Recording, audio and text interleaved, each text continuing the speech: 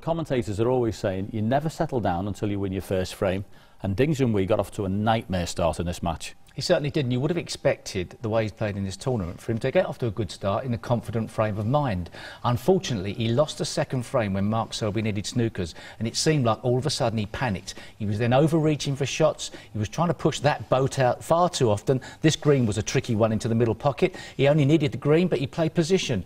And then all of a sudden, it looked like he'd lost confidence, as if he just wasn't there all day long. I mean, this is a player who made 7 centuries in his semi-final match, and yet he was missing pots all over the place. Yeah, I do think embarrassment can play a part in it, and he got further and further in the hole and missing obvious balls by then, and very worried, I think, and concerned about how he was playing.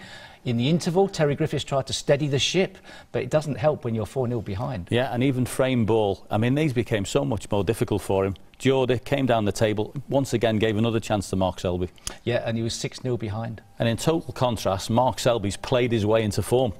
Yes, he has, and I think the fact that sort of Ding Junhui started to disintegrate out there gave Mark Selby even more confidence.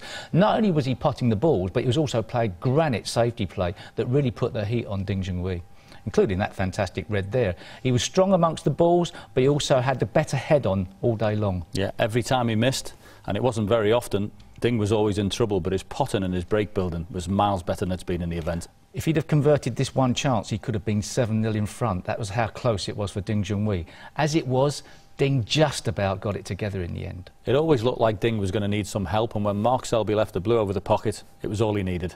Yeah, and there were a few cheers of sympathy when he did pot it, and I think he was mightily relieved. And you could see the emotion in his face for just winning a frame, which is not great from his perspective. I think he needs to be mentally strong this evening, far stronger. Well, he showed great character to take the final frame to reduce his deficit to 4 frames, and this will be a fascinating session tonight.